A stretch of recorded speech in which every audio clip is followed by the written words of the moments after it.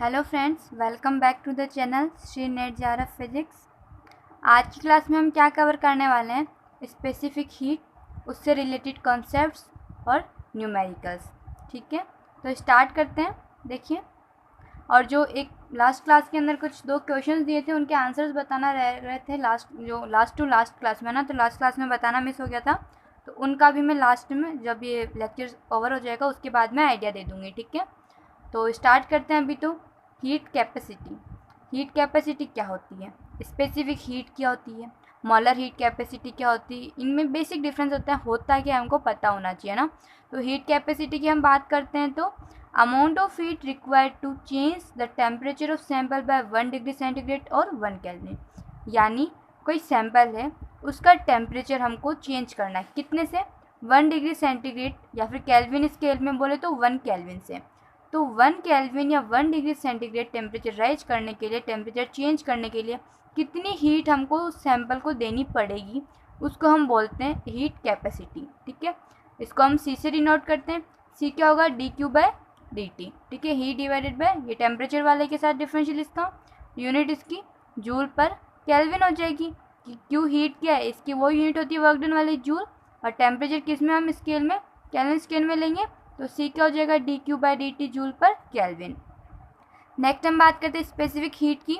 तो यहाँ पर तो हमको सिर्फ सैंपल लिखा हुआ था। ठीक है, अब क्या है कि अगर सैंपल जो है वो 1 ग्राम हो, ठीक है, 1 ग्राम सैंपल है, उस 1 ग्राम सैंपल का जो टेम्परेचर है उसको 1 डिग्री सेंटीग्रेड या 1 केल्विन चेंज करने के लिए कितनी हीट की रिक्वायरमेंट होगी? वो होगी स्पेसिफिक हीट। ठीक है, स्पेसिफिक हीट DQ जो है इस केस में उसको हम CDT लिखेंगे, और कैपिटल C है ना, ये क्या हो जाएगा फिर? MCDT। TT क्या है? Change in temperature. Okay, मॉलर heat capacity की बात करते हैं। तो जैसे स्पेसिफिक हीट किसके लिए थी? 1 ग्राम सैंपल के लिए थी। इसी तरीके से मॉलर हीट कैपेसिटी जो है वो किसके लिए हो जाएगी? 1 मोल के लिए हो जाएगी। ठीक है, तो फॉर 1 मोल क्या लिखेंगे हम? Amount of heat required to change the temperature of 1 mole by 1 degree centigrade या 1 केल्विन। यानी 1 मोल का सब्सटेंस है, ठीक है, उसके टेम्परेचर को 1 डिग्री सेंटीग्रेड या 1 केल्विन राइज करने के लिए, चेंज करने के लिए कितनी हीट देनी पड़ेगी, उसको हम बोलते हैं मॉलर हीट कैपेसिटी। आया समझ में? अब देखिए, दो तरह की जो इसमें हम बोलते चीज़ होती है, एक तो CP, एक CV। ठीक है, स्पेसिफिक हीट, मॉलर हीट जो भी होगा सैंपल के अकॉर्डिंग हो जाएगा वो। तो CP क्या है? कांस्टेंट प्रेशर पे, और ये क्या है? कांस्टेंट वॉल्यूम पे। अगर हम CP लिखते हैं तो specific heat at constant pressure लिखते हैं, तो dQ/dt, और यहाँ पर क्या कि प्रेशर को कांस्टेंट रखकर। और CV अगर हम लिखते हैं तो CV क्या हो जाएगा? dQ/dt एट कांस्टेंट V, यहाँ पर वॉल्यूम को कांस्टेंट रखा गया है। समझ में आया CP CV? अब देखिए,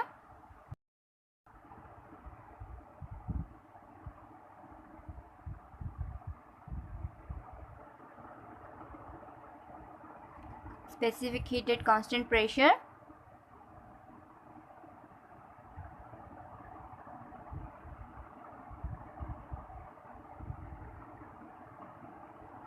और ये क्या है? Specific heat at constant volume. अब देखिए, CP माइनस CV की हम बात करते हैं, वो क्या होता है? Small n into capital R। ठीक है, ये किस केस में? हीट कैपेसिटी जब हुई है की बात कर रहे हैं ना हम, तो किस केस में हीट कैपेसिटी हो तो CP माइनस CV है ना। नॉर्मल हम क्या लेते हैं? स्पेसिफिक हीट कैपेसिटी, और इन सब की बात कर रहे हैं ना हम, स्पेसिफिक हीट की बात करते हैं जैसे। और मॉलर हीट कैपेसिटी इन सब के लिए अगर हम अलग से लिखें तो CP माइनस CV R हो जाएगा मॉलर हीट कैपेसिटी पर मोल, मॉलर हीट कैपेसिटी यानी क्या? पर मोल। और CP minus CV equals to KB, वो क्या हो जाएगा? Atomic heat capacity per atom, वो R/NA KB इन सब के अकॉर्डिंग। ठीक है, तो ये हमने लिख दिया। अब देखिए, नॉर्मली हम पढ़ते कि जो ये CP minus CV equals to R है ना, इसको हम क्या बोलते हैं? Mayer's relation. क्या बोलते हैं? मेयर्स रिलेशन बोलते हैं। इसके अंदर देखिए CP जो है वो CV से ज़्यादा होता है। ठीक है, क्यों होता है उसकी बात करें? CP minus CV। तो देखिए, ये तो क्या है? कांस्टेंट वॉल्यूम पे, ये क्या है? कांस्टेंट प्रेशर पे। अब जैसे CP क्या होता है? dQ/dt एट कांस्टेंट P, यहाँ पर जो डी क्यू है, डी क्यू क्या होता है, D you plus D W, यानी जो हम हीट देते हैं कांस्टेंट प्रेशर पर वो किस किस चीज़ में जाएगी, एक तो उसकी इंटरनल एनर्जी, डी क्यू जो होता है वो D you plus D W होता है ना, फर्स्ट लो वगैरह पढ़ेंगे तब क्लियर हो जाएगा, अभी वैसे आइडिया होगा, अपने छोटी क्लास में सब पढ़ते ही इसको। डी क्यू होता है D you plus D W, D you तो क्या है, change in internal energy, D W work done, यानी जो हम हीट सप्लाई कर रहे हैं वो किस में जा रही है, एक तो इंटरनल एनर्जी को इंक्रीज करने में और एक वर्क डन में, ठीक है।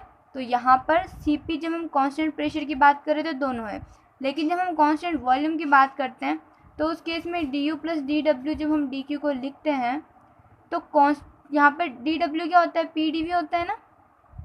अब कांस्टेंट वॉल्यूम बोला गया है, कांस्टेंट वॉल्यूम यानी वॉल्यूम कांस्टेंट, तो डी वी जीरो तो डी डब्ल्यू भी जीरो, यानी जब कांस्टेंट वॉल्यूम की हम बात करते हैं तो वर्क डन नहीं होता है, तो यहाँ पर डी क्यू जो है वो क्या हो जाएगा, ये टर्म तो हो जाएगी जीरो, तो क्या आएगा, डी यू आएगा, ठीक है। इसका मतलब सी पी जो है वो सी वी से इस तरीके से ज़्यादा होता है, क्योंकि जो eight constant pressure heat supply करते हैं हम वो चेंज इन इंटरनल एनर्जी और वर्क डन दोनों में हो जाती हैं, लेकिन यहाँ पर डी क्यू जो है केवल डी यू ही टर्म है, तो C P minus C V जो है वो आर के बराबर होता है। अगर हम डिग्री ऑफ फ्रीडम की फॉर्म में सी वी और सी पी को लिखते हैं तो सी वी कितना हो जाएगा, F/2R होता है, और सी पी कितना होता है, F/2 + 1R, ठीक है। यहाँ पर वो डिग्री ऑफ फ्रीडम KBT वगैरह से सबसे रिलेट करके हम निकाल के लेके आते हैं, ठीक है ना। तो सी वी क्या होगा, F/2R, सी पी क्या हो जाता है, F/2 + 1R, ताकि C P minus C V क्या हो जाएगा, वापस R हो जाएगा। सभी केसेस के लिए ये चीज़ जो है वो होती है, ठीक है, फॉर ऑल केसेस। अभी हमने देख लिया C P minus C V R है, और F यहाँ पर क्या है, डिग्री ऑफ फ्रीडम, ठीक है।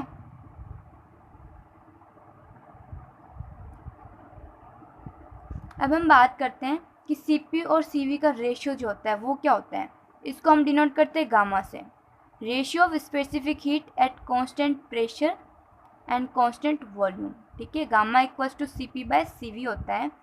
इसको हम सॉल्व करते हैं तो इधर से कितना आता है, ये 1 + 2/f, 1 + 2/f, ये चीज़ इंपॉर्टेंट है, ठीक है। अब f क्या है, डिग्री ऑफ फ्रीडम में। जैसे अगर हम मोनोएटमिक की बात करते हैं तो जब हमने डिग्री ऑफ फ्रीडम, आप चाहे तो पुरानी वाली वीडियो देख सकते हैं अगर नहीं देखी है तो, डिग्री ऑफ फ्रीडम की बात की थी, उसमें पूरा मैंने समझा दिया था कि किस तरीके से मोनोएटमिक की, डायएटमिक की, ट्राइएटमिक की, इन सबकी डिग्री ऑफ फ्रीडम दी जाती है, ठीक है। ट्रांसलेशनल, रोटेशनल, वाइब्रेशन, मोशन सबकी स्टडी की थी उसमें हमने। तो मोनोएटमिक के लिए डिग्री ऑफ फ्रीडम f होता है 3, डायएटमिक की मैं बात करूँ तो f कितना होता है, 5, और अगर मैं ट्राइएटमिक की बात करती हूँ तो f कितना होता है, 6 होता है, ठीक है। अब हम यहाँ से गामा निकाल सकते हैं, 1 + 2/3, ठीक है। अगर इसमें मोनोएटमिक की बात करती हूँ इसके लिए, ठीक है, तो गामा क्या है, ratio of specific heat at constant pressure divided by ratio, तो डिवाइडेड बाय वॉल्यूम का मतलब कांस्टेंट वॉल्यूम पे जो स्पेसिफिक हीट है वो, तो 1 + 2/3 कितना आएगा, ये 5/3 आ गया। इसी तरीके से अगर मैं निकालती हूँ डायएटमिक के लिए तो वो क्या हो जाएगा, गामा 1 + 2/5 कितना आएगा, 7/5। इसके लिए निकालते तो गामा 1 + कितना आएगा, 2/6, तो 1 + 1/3 4/3 आ जाएगा, ओके। अगर हम कंपेयर करके देखते हैं रेशियो ऑफ स्पेसिफिक हीट्स को तो देखिए हम साफ देख सकते हैं कि गामा मोनोएटमिक जो है वो, फिर गामा डायएटमिक, देन गामा ट्राइएटमिक, ये इनके रेशियो ऑफ स्पेसिफिक हीट्स के इंक्रीजिंग ऑर्डर हो गए, यानी सबसे ज़्यादा जो ये रेशियो होता है वो किसके लिए आता है, मोनोएटमिक के लिए आता है, ठीक है ना। अगर हम बात करते हैं कि जो ये गामा आया है वो टेम्परेचर के साथ में कैसे वेरी करता है, ठीक है। हाइड्रोजन मॉलिक्यूल का हम जैसे मेन इसमें एग्जांपल लेके देखते हैं, हाइड्रोजन मॉलिक्यूल का, ठीक है। क्या चीज़ देख रहे हैं हम, variation of gamma with temperature, ठीक है। सबसे पहले हम लेते हैं लो टेम्परेचर, टेम्परेचर जब बहुत कम है, लगभग 70 केल्विन के अराउंड मानते हैं, तो ये बिहेव करता है मोनोएटमिक की तरह, जब ऑर्डिनरी टेम्परेचर हो, ऑर्डिनरी मतलब 250 केल्विन के अराउंड मान लो, तब ये किस तरीके से बिहेव करते हैं, डायटोमिक की तरह। और जब टेम्परेचर जो है वो हाई हो, तो ये जैसे कि 750 केल्विन, ठीक है, तो ये कैसे करेगा, बिहेव एज ट्राइएटमिक। क्योंकि जैसे जैसे टेम्परेचर हम कम करते जाते हैं ना, तो डिग्री ऑफ फ्रीडम जो है वो उसकी सप्रेस होती जाती है, इफेक्ट उनका कम होता जाता है, ठीक है, वो एक्टिव नहीं रहती है। इसलिए लो टेम्परेचर पे जब हम बात करते हैं तो मोनोएटमिक की तरह बिहेव करेगी हाइड्रोजन मॉलिक्यूल जो है वो। अगर ऑर्डिनरी टेम्परेचर पे बात करते हैं तो डायएटमिक की तरह, और हाई टेम्परेचर पे जब हम बात करते हैं तो वो ट्राइएटमिक की तरह बिहेव करते हैं। ये हुआ। अब देखिए, जो हम इसके लिए थोड़ा सा और कैलकुलेशन निकालने के लिए हमको जो पहले था उसका एक बार देखना पड़ेगा। हमने इक्विपार्टीशन थ्योरम जो है वो पढ़ी थी, ठीक है, नॉन रिलेटिविस्टिक केस की जब हम बात करते हैं तो हमने उसमें ये देखा था कि ईच डिग्री ऑफ फ्रीडम जो है, हर डिग्री ऑफ फ्रीडम है उसके साथ में कितनी average thermal kinetic energy associated होती है। हर डिग्री ऑफ फ्रीडम के साथ में हाफ केबीटी होती है। With each degree of freedom average thermal kinetic energy associate होती है, वो होती है हाफ केबीटी, ठीक है। उसके बाद जब हम बात करते हैं कि contribution of each quadratic term in Hamiltonian, दूसरी चीज़ हमको ध्यान रखनी है, जब भी कोई सिस्टम होता है उसकी हमको इक्वेशंस वगैरह सॉल्व करनी होती है, ठीक है। हम क्या लिखते हैं, उसका हैमिल्टोनियन लिखते हैं। हैमिल्टोनियन में क्या आता है, उसकी टोटल एनर्जी जो होती है वो आती है। तो हैमिल्टोनियन जब हम लिखते हैं तो उसमें हर क्वाड्रेटिक टर्म जो होती है उसका कंट्रीब्यूशन कितना होता है, हाफ केबीटी। ये पॉइंट नया बताया, ठीक है। वैसे स्क्वायर वाली टर्म्स के अकॉर्डिंग आ चुका है, फिर भी हैमिल्टोनियन की वे में बोल के पहली बार बताया। तो कंट्रीब्यूशन ऑफ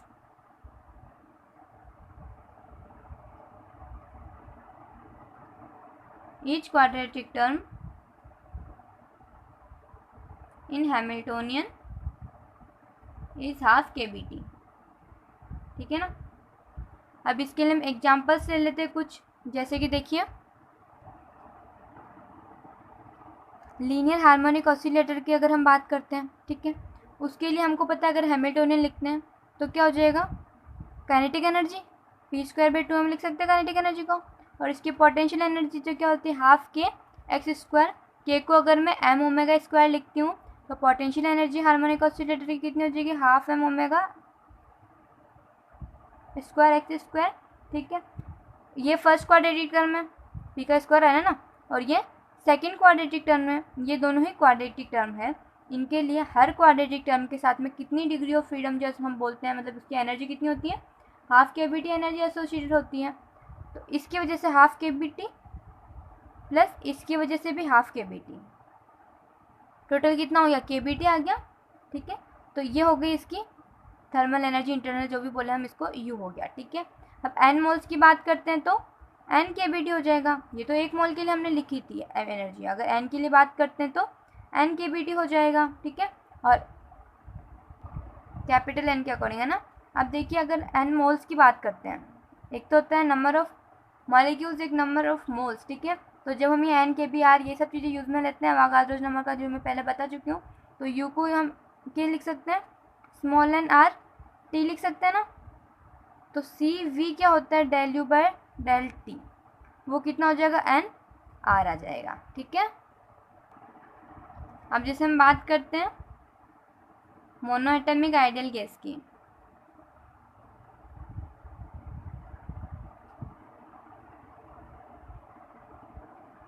तो यू क्या हो जाता है, F/2, ठीक है, एन के बी टी। कैसे, नंबर ऑफ मॉलिक्यूल्स एन कितने, वो डिग्री ऑफ फ्रीडम कितनी है एफ, और हर डिग्री ऑफ फ्रीडम के साथ में कितनी थर्मल एनर्जी एसोसिएटेड है, हाफ केबीटी। समझ में आया कैसे, किस तरीके से लिखा मैंने, एन नंबर ऑफ मॉलिक्यूल्स है, जैसे यहाँ पे भी हमने क्या लिखा था, एन मॉलिक्यूल्स की लिखा था तो एन के बी लिखा था ना, तो उस तरीके से एन नंबर ऑफ मॉलिक्यूल्स है, ठीक है, हर के साथ में डिग्री ऑफ फ्रीडम एसोसिएटेड है एफ। तो टोटल डिग्री ऑफ फ्रीडम कितना हो जाएंगे, N types of M, N को एफ से मल्टीप्लाई करना है ना, एक के साथ में डिग्री ऑफ फ्रीडम एफ है उतने उसके मोशंस, ठीक है।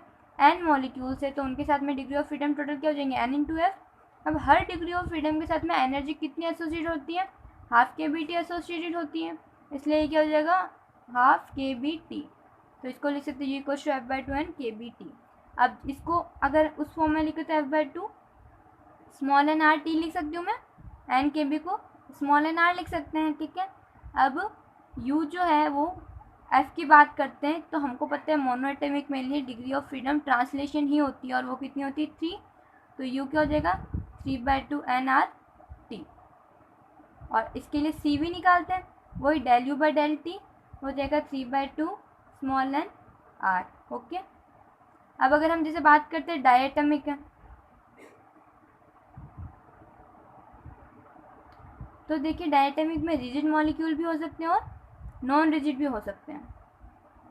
अब रिजिड नॉन रिजिड में किस तरीके से डिग्री ऑफ फ्रीडम लिखते हैं, एफ कहाँ से आता है, वो सारा मैं आपको पहले जो डिग्री ऑफ फ्रीडम वाला हमारा लेक्चर था उसमें बता चुकी हूँ। तो यहाँ पे हम डायरेक्ट देख लेते हैं। डिग्री ऑफ फ्रीडम इसके लिए लिखेंगे तो कितना हो जाएगा, इसकी एनर्जी क्या होगी F/2 nRT, यानी क्या हो जाएगी 5/2 kT। और इसके लिए लिखेंगे तो 7/2 kT, ठीक है। और जब हम गामा लिखेंगे ना इनके लिए Cp/Cv वगैरह लिखेंगे, इसकी बात कर रही हूँ, ठीक है। तो गामा होता है Cp/Cv ratio specific heat at constant pressure of and constant volume. तो रिजिड के लिए कितना आ जाएगा ये 7/5, नॉन रिजिड के लिए कितना आ जाएगा ये 9/7। कैसा आया, यहाँ पर हम देखते हैं Cv कितना हो जाएगा, यहाँ से वापस निकालेंगे तो 5/2 के Cp क्या होता है Cv प्लस आर, एक और प्लस हो गया तो 7/2 क्या आ जाएगा उसके अंदर। अब U क्या होता है Cp/Cv, तो 7/5। इस तरीके से यहाँ पे 7/2 kT है तो Cv कितना हो जाएगा 7/2 की फॉर्म में आ जाएगा। Cv इतना है तो Cp में प्लस मतलब 1 और आएगा तो 7/2 + 1 9/2। तो वहाँ से रेशियो आ जाएगा Cp/Cv का 9/7। तो ये हो गया इनके लिए रेशियो, ठीक है। तो आई होप आपको समझ में आएगा स्पेसिफिक हीट किसको बोलते हैं, किस तरीके से उसमें अलग अलग चीज़ें स्टडी की जाती है। ये सारे उससे रिलेटेड कंसेप्ट थे। अब हम देखते हैं इनसे रिलेटेड न्यूमेरिकल्स। फर्स्ट क्वेश्चन है ratio gamma equals to Cp/Cv of hydrogen gas is 7/5 at room temperature, 5/3 at low temperature, reason for this change is, ठीक है। यहाँ पर तो रेशियो जो है वो Cp/Cv का 7/5 होता है, लेकिन टेम्परेचर कम करते हैं तो वो 5/3 हो जाता है। तो इसका रीज़न क्या है, हाइड्रोजन मॉलिक्यूल डिसोशिएट हो गया, उसकी रोटेशनल डिग्री ऑफ फ्रीडम का सप्रेशन हो गया, फॉर्मेशन ऑफ रैंडम क्लस्टर्स हो गए, मॉलिक्यूल के रैंडम क्लस्टर्स बन गए, या फिर गैस लिक्विफाई हो जाती है। क्या आंसर होगा इसका, सोचिए। आंसर होगा इसका बी। कैसे, क्योंकि देखिए अगर हम हाइड्रोजन गैस की बात करें, अभी हमने हाइड्रोजन मॉलिक्यूल की स्टडी में सब जस्ट बताई थी, तो ऑर्डिनरी टेम्परेचर की बात करें ना हम, तो उसके अंदर क्या होंगे रोटेशनल डिग्री ऑफ फ्रीडम और जो हमारे ट्रांसलेशनल डिग्री ऑफ फ्रीडम है 3 + 2 यानी 5 हो जाएंगे। डायटमिक है ये, तो जो लाइन अलॉन्ग ज्वाइनिंग मैंने जो डिग्री ऑफ फ्रीडम में पढ़ाया था आपको अच्छे से, कि इसके अंदर ये जो लाइन ज्वाइनिंग करती है इसके अलॉन्ग जो होता है वो मोमेंट ऑफ इनर्शिया नेग्लिजिबल होता है। तो इसके अलॉन्ग तो रोटेशनल मोशन नहीं हो पाता है, लेकिन बची हुई 2 की वजह से डिग्री ऑफ फ्रीडम आती है। तो 3 ट्रांसलेशन की, 2 रोटेशनल की, 5 डिग्री ऑफ फ्रीडम हो गई है। लेकिन जब हम लो टेम्परेचर की बात करते हैं ना, तो उसकी इतनी एनर्जी नहीं होती कि वो रोटेट हो सके। तो इसका मतलब उसके अंदर डिग्री ऑफ फ्रीडम कितना रहता है, ओनली 3 ही रहते हैं, ठीक है। लो टेम्परेचर पे एनर्जी कम होती है, इतनी एनर्जी नहीं होती है कि मॉलिक्यूल जो है उनका रोटेशन हो सके उन 2 एक्सिस के अलोंग भी, इसलिए डिग्री ऑफ फ्रीडम 3 ही बच जाते हैं। यानी डिग्री ऑफ फ्रीडम कम हुए तभी हमारे पास ये रेशियो आया है। तो इसका रीज़न क्या हो जाए, suppression of rotational degree of freedom, ठीक है। नेक्स्ट क्वेश्चन देखते हैं, mean total energy of a classical 3 dimensional harmonic oscillator in equilibrium with the heat reservoir at temperature T is. Temperature T पे एक हीट रिजर्व के साथ में equilibrium पे है क्लासिकल 3D हार्मोनिक ऑसिलेटर, उसकी मीन टोटल एनर्जी हमको लिखनी है, ठीक है। क्लासिकल हार्मोनिक ऑसिलेटर है, 3 डायमेंशनल है, हैमिल्टोनियन लिख सकती हूँ मैं। इसका क्या हो जाएगा, एक्स डायरेक्शन में मोमेंटम, वाई डायरेक्शन में मोमेंटम, जेड डायरेक्शन में मोमेंटम, ठीक है। p²/2m, ठीक है। प्लस हम बात करते हैं इसकी जो पोटेंशियल एनर्जी होगी, अभी हार्मोनिक ऑसिलेटर में बताई थी 12m ω², फिर एक्स वाई जेड तीनों के अलोंग, क्योंकि 3 डायमेंशन है ना ये, x² + y² + z²। अब देखिए हर एक के साथ में क्वाड्रेटिक के साथ में कितनी एनर्जी एसोसिएट होती है, हाफ kBT। और ये कितनी टर्म है 1 2 3 4 5 6 टर्म्स है। तो 6 इंटू हाफ KBT कितना आ जाएगा, 3 KBT आ जाएगा। ठीक है, तो इस तरीके से हम इसके 3 KBT लिखते हैं। अब देखिए अगर ये 1 डायमेंशनल होता ना तो उसके लिए क्या होता है, हार्मोनिक ऑसिलेटर के लिए यू कितना था, KBT था।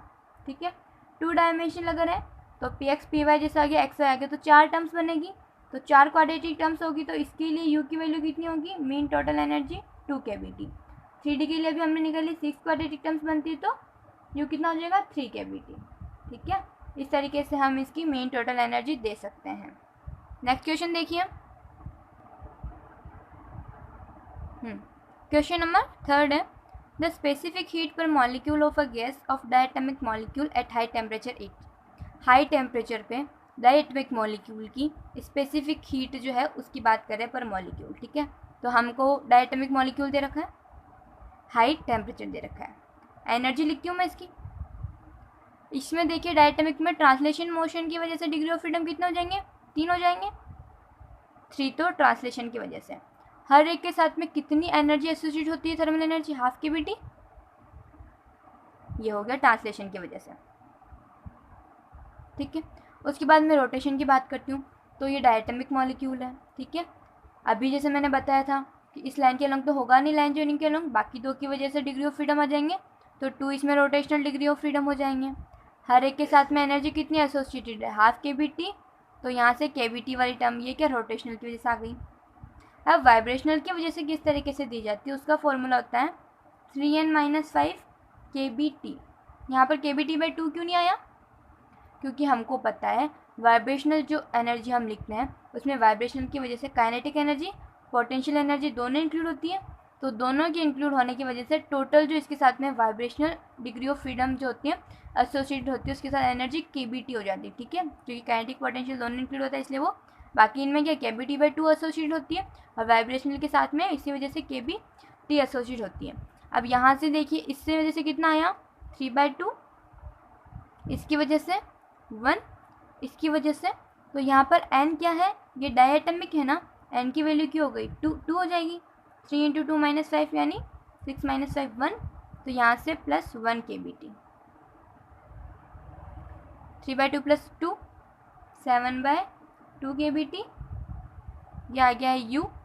अब स्पेसिफिक हीट निकालनी CV, तो CV CP। ठीक है, हम बात करते तो CV की जब बात करते तो वो क्या होगा, ΔU/ΔT, तो इसको टेम्परेचर के साथ में किया 7/2 KB यानी 3.5 KB इसका आंसर आ जाएगा।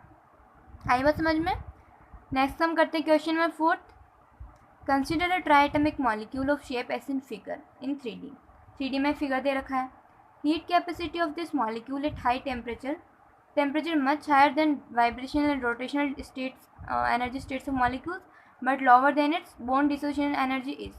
तो टेम्परेचर इसका हाई है, कितना हाई है, इतना हाई है कि उसमें रोटेशन वाइब्रेशन ये सब चीज़ें पॉसिबल है, लेकिन इतना भी हाई नहीं है कि बॉन्ड डिसोसिएशन एनर्जी से ज़्यादा हाई नहीं। इसका मतलब कि बॉन्ड टूटेगा नहीं, है ना, यानी इनके अंदर क्या होता है, रोटेशन हो सकता है, वाइब्रेशन हो सकता है, इतना हाई टेम्परेचर है, लेकिन ये बॉन्ड ही टूट जाए, मॉलिक्यूल डिसोशिएट हो जाए, इतना हाई टेम्परेचर नहीं है। ओके, कंडीशन दे दी हमको ये, तब हमको पता पड़ के हमको किस तरीके से इसको सॉल्व करना है। ओके, तो यू की हम बात करते हैं, यू कितना हो जाएगा इसमें, तो इसके अंदर हमको क्या दे रखा है, हाई टेम्परेचर है, हाई टेम्परेचर के अंदर क्या होगा, अभी हमने लास्ट वाली के अंदर देखा था कि 3 तो इसमें जो हम डिग्री ऑफ फ्रीडम वगैरह लिखेंगे ना टोटल, तो इसके अंदर 3 तो ट्रांसलेशन की वजह से होगी, ठीक है, उसके बाद रोटेशन की वजह से होगी, उसके बाद में वाइब्रेशन की वजह से होगी। ओके, तो देखिए डिग्री ऑफ फ्रीडम इसकी कितनी है, 6 होती है।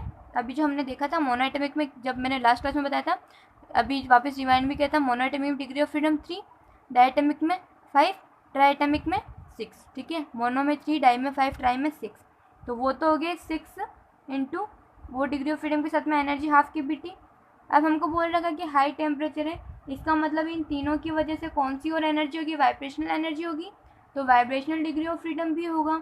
और 3 ये है, और हमको पता है कि जब वाइब्रेशन की बात करते हैं तो एनर्जी एसोसिएटेड कितनी होती है, KBT होती है, ना कि KBT/2। ठीक है, तो 3 इसके वाइब्रेशनल की वजह से और KBT। ठीक है, यहाँ से 3 आया, यहाँ से 3 आया, टोटल कितना हो गया 6 KBT। जब CV की बात करते तो ΔU/ΔT हो गया 6 KB। है समझ में। मोनो के लिए 3, डाई के लिए 5 और ट्राई के लिए 6, तो इसकी वजह से 6 हो गया। हर एक के साथ में एनर्जी एसोसिएटेड हाफ की BT होती तो वो यूज़ लिया।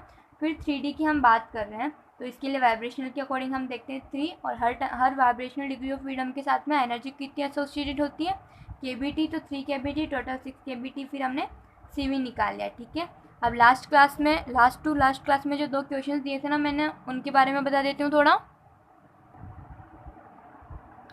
ये क्वेश्चन दिए थे ना मैंने 2। फर्स्ट होता है gas behaves in ideal gas 8। तो जो क्लास स्टार्ट हुई थी आइडियल रियल गैस की, उसकी थ्योरी में ही कंप्लीट हो गया था। फर्स्ट पॉइंट ये था कि लो प्रेशर और हाई टेम्परेचर पे, जब प्रेशर बहुत ज़्यादा लो हो और टेम्परेचर हाई हो तो गैस जो है वो आइडियल बिहेव करती है। सेकेंड क्वेश्चन था अगर इक्वेशन ऑफ स्टेट ये है तो क्रिटिकल वॉल्यूम और क्रिटिकल टेम्परेचर की हमने बात की थी। ठीक है, इसका निकालने का तरीका मैंने क्या बताया था कि dp/dv, जब वो क्रिटिकल पॉइंट होता है ना उस पर dp/dv भी 0 और d2p/dv² भी 0। तो हमको इस इक्वेशन को v के रेस्पेक्ट में डिफरेंशिएट करके ये चीज़ करते हैं। एक एग्जांपल तो हम देख चुके थे, ये हम सेकंड एग्जांपल देख रहे हैं इसका, मतलब जो वंडर वर्ल्ड रियल इक्वेशन जो मेन लेके चलते हैं ना उसको हमने सॉल्व किया था। अब ये इसके अंदर भी सेम प्रोसेस अप्लाई करना है। यहाँ पर आएगा 2b और यहाँ पर आएगा 1/4, ठीक है, यानी 0.25। अब इसके लिए आपको सिंपल डिफ्रेंशिएट करना है। कैलकुलेशन मैंने करके रखी है तो एक बार मैं आपको वो शो कर देती हूँ। आप चाहे तो कहीं अटक गए हो बाई चांस तो स्क्रीनशॉट ले सकते हैं। थोड़ा सा मैंने इसको सॉल्व कर रखा है, तो सिंपल सा डिफ्रेंशिएशन है। ठीक है, ये देखिए यहाँ पर ये p की वैल्यू जो है वो क्वेश्चन में दे रखी, वो dp/dv डिफ्रेंशिएट किया। ये डिफ्रेंशिएट करोगे तो यहाँ से कोई स्टेप इस तरीके से बनेगी, इसको जब 0 के इक्वल पुट करेंगे dp/dv को। ठीक है, dp/dv निकाला, उसको 0 के बराबर पुट किया तो ये स्टेप बनी। यहाँ से हमने RT की वैल्यू निकाली, देन d2p/dv² हमने कैलकुलेट किया, उसी को सॉल्व करते गए। फिर यहाँ पर क्या होगा आपकी, यहाँ पर RT की कुछ फॉर्म आएगी जब d2p/dv² को सॉल्व करोगे ना तब, और इसको 0 के बराबर भी लेके चलना है। तो जो RT की फॉर्म आएगी ना, यहाँ पर आप जो फर्स्ट dp/dv को 0 लिखा था तब जो RT आया था उसकी वैल्यू इसमें सब्स्टिट्यूट करोगे। फिर जब इसको सॉल्व करोगे तो जो क्रिटिकल, ये सब क्रिटिकल पैरामीटर्स चल की बात हो रही है ना, क्योंकि हमने ये कंडीशन अप्लाई की है कि dp/dv 0 और d2p/dv² 0। तो ये कंडीशन अप्लाई करने के बाद क्या है, तो v जो है वो क्रिटिकल वॉल्यूम 2b आएगा। ये कैलकुलेशन बता दी, इस तरह से बाकी पैरामीटर्स निकाल सकते हो। ठीक है, थैंक यू, कीप वॉचिंग।